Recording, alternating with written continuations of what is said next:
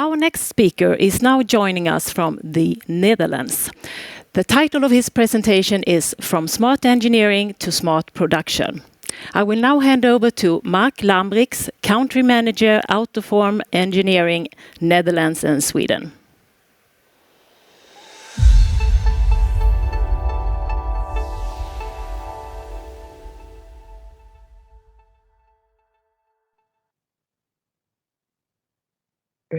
Thank you, Ingela, for your kind introduction and for being able to present at this conference.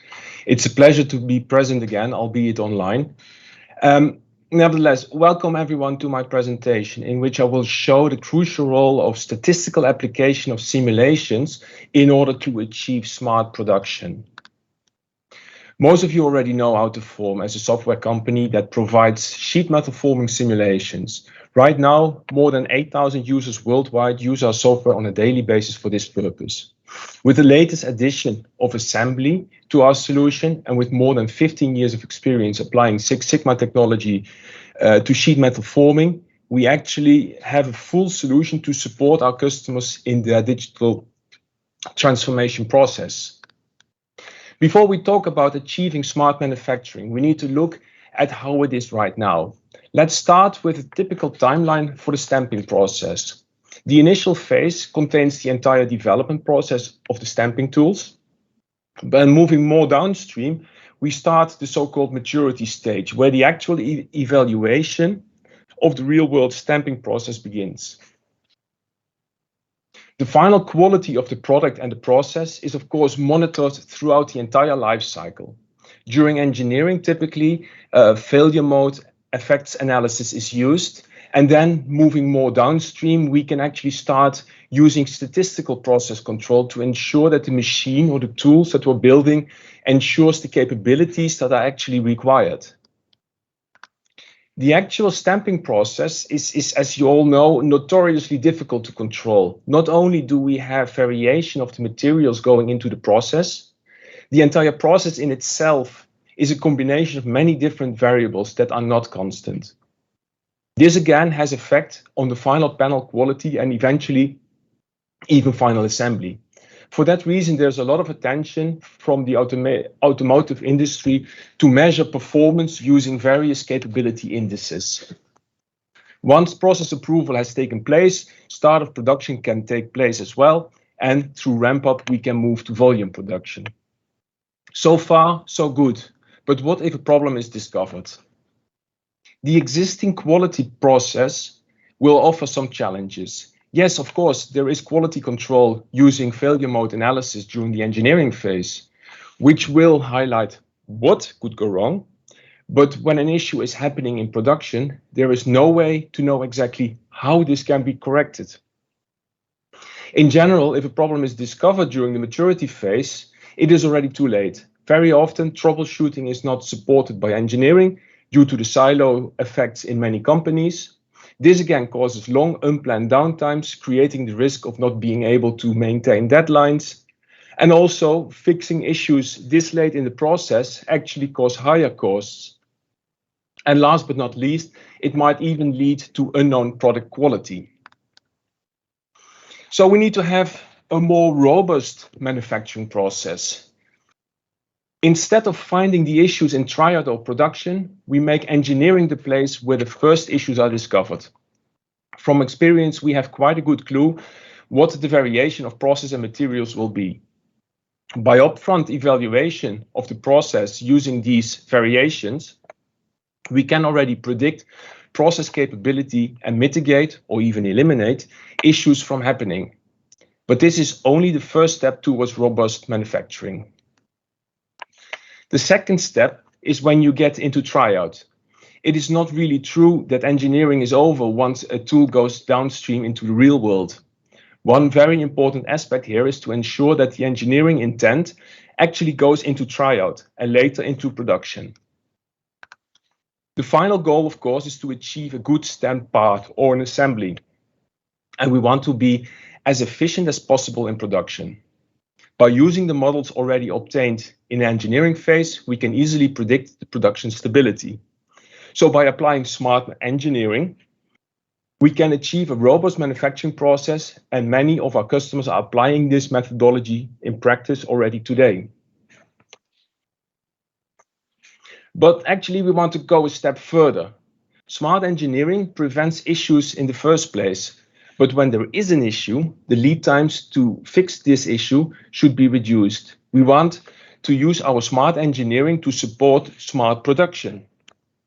We should be able to continuously adjust the process when systematic trends are detected. And with this, we should reduce unplanned downtime and reduce scrap rates. And with that, also reduce costs, of course. The 6 maturity levels of Industry 4.0, as were presented and published by the RWTH in Aachen, give an indication that a lot of preparatory work needs to be done in order to achieve the highest level of autonomous response. Today, we can safely say that the integrated body-in-white process chain of AutoForm covers the first 3 levels, covering the so-called digitalization groundwork. But actually, we are already much further than this. To achieve the highest level of automation, smart engineering's focus should be on the production process and involves building a physics-based digital process twin. With this model, production issues are reliably predicted and avoided. Furthermore, the process twin should quantify production process stability, expected scrap rates, and production process windows. Smart engineering talks production language and is aligned with accepted quality assurance procedures. And finally, smart engineering fully supports tool tryout and production with meaningful, directly applicable data and insights. But how does smart engineering support smart production then? As mentioned, smart engineering quantifies process sensitivities and scrap rates. With that in mind, it could also identify a zero failure domain and suggest adjustments to stay inside this domain when production parameters fluctuate. This in itself is a paradigm shift away from getting just one green simulation to actually predicting and avoiding production issues and to supporting zero failure production. This also means that it is not just one department that needs to change in order to achieve the highest level of industrial automation, but smart production actually is a company-wide attitude now. So enough about the background and the theory. Let's have a look at how things are going, starting with how it is right now.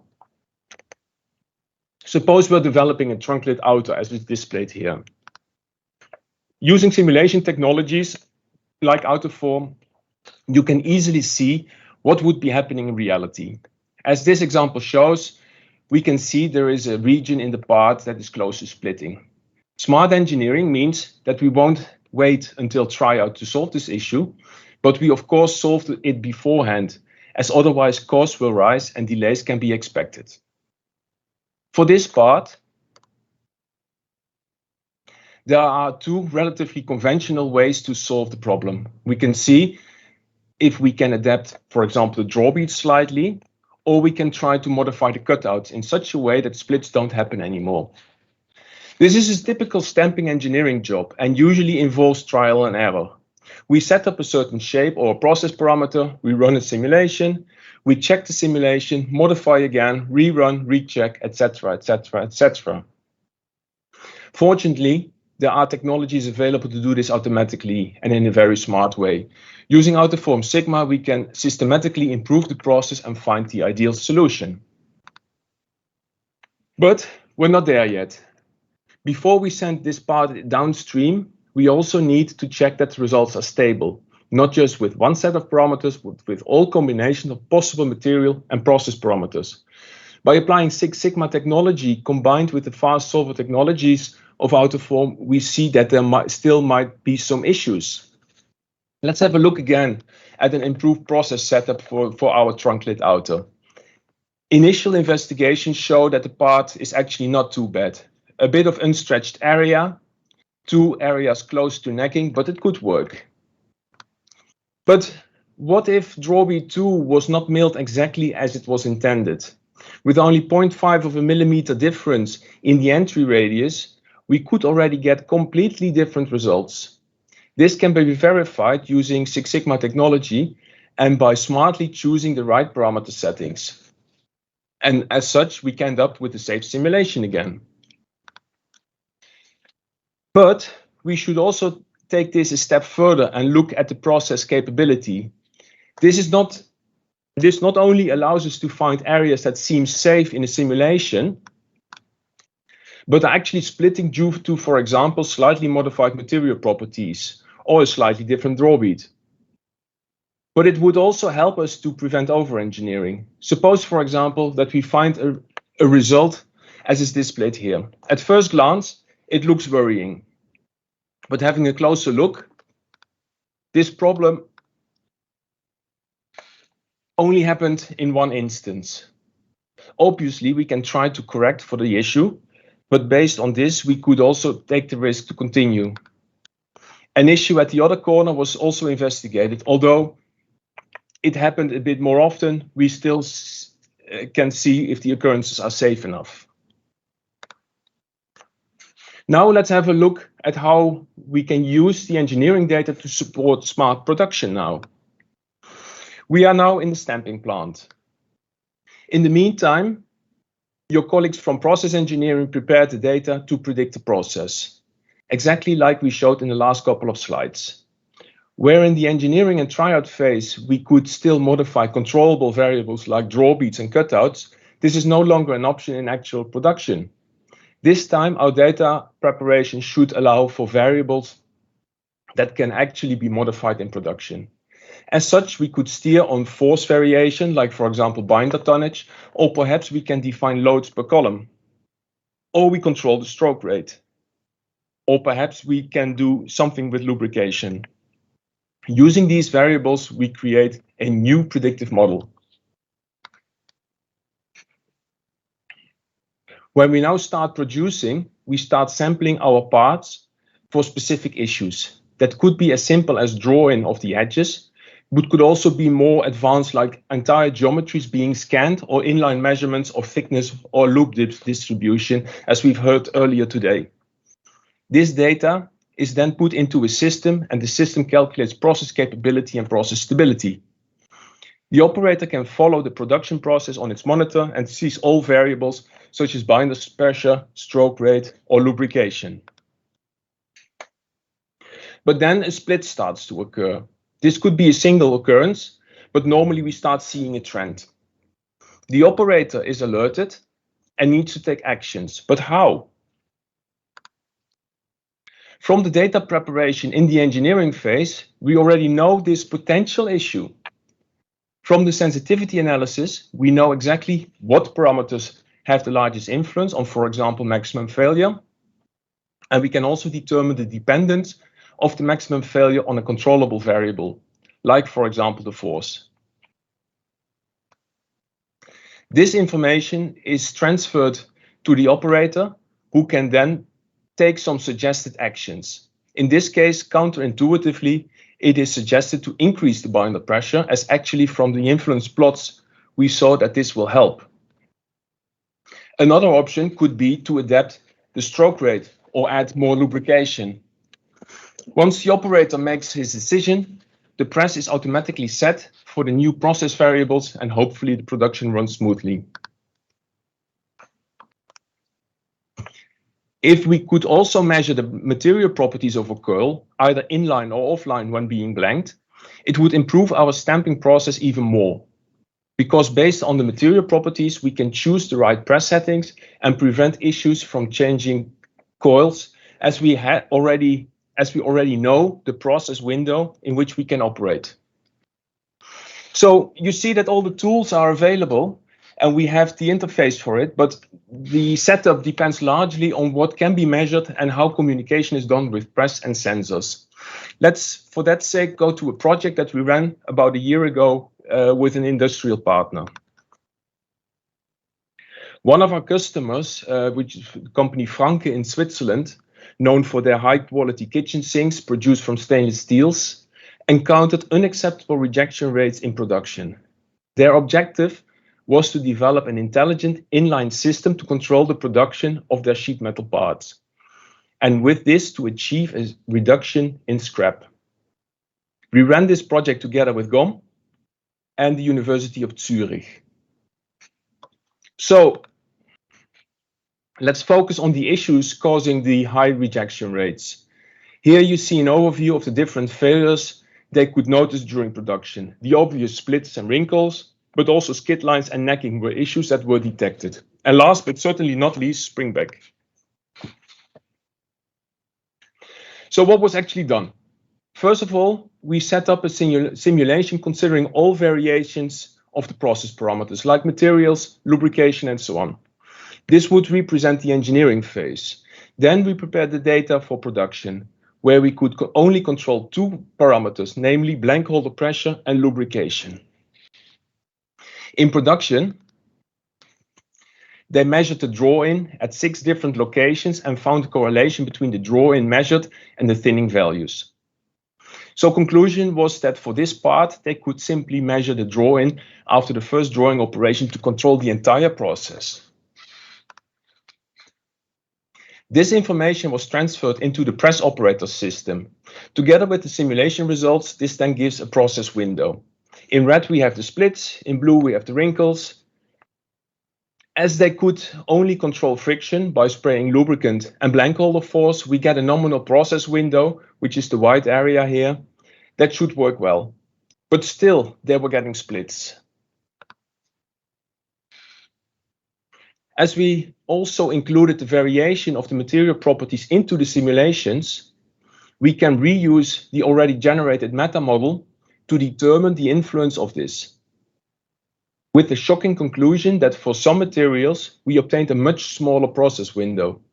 That was why they were still getting issues in the real production. Due to the variation in material properties, they can only achieve a safe part with a relatively narrow band of process parameter combinations. In the end, a working prototype was implemented in production, so not just in engineering. For this purpose, an eddy current device was used to measure each blank, while a laser system measured the blank thickness.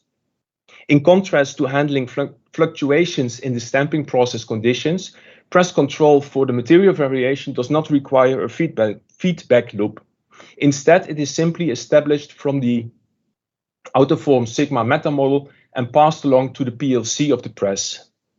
Following each press stroke, the blank draw-in measured by the camera is compared against the target draw-in, again coming from AutoForm Sigma meta models, and the deviation between the two is fed into the press controller for feedback control.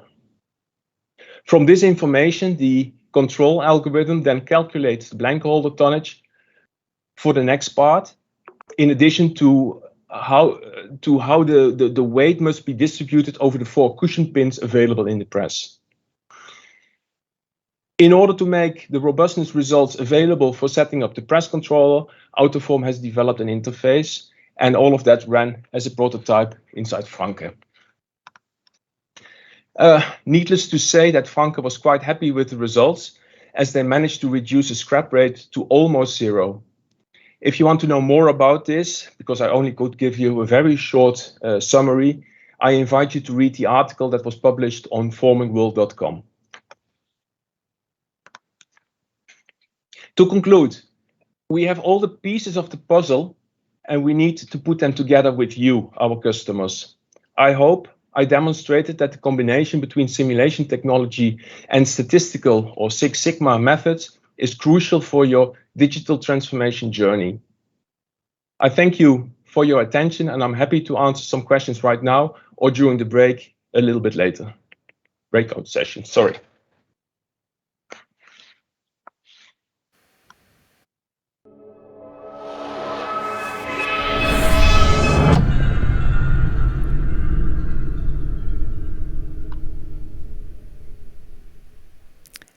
So thank you very much, Marc. It was very impressive to see what you could do with giving more control with simulation. And actually, I'm an expert in sheet metal forming in stainless, so I know how challenging that can be. Yeah. So I would like to ask now, you have shown how smart engineering can be used actually in production, and that all the different parts of a company must work together. Yeah. But we also see the value chains. So does everyone has to use AutoForm in the value chain, do you think? The tool maker, the part user, and so on? Or how can we work together here?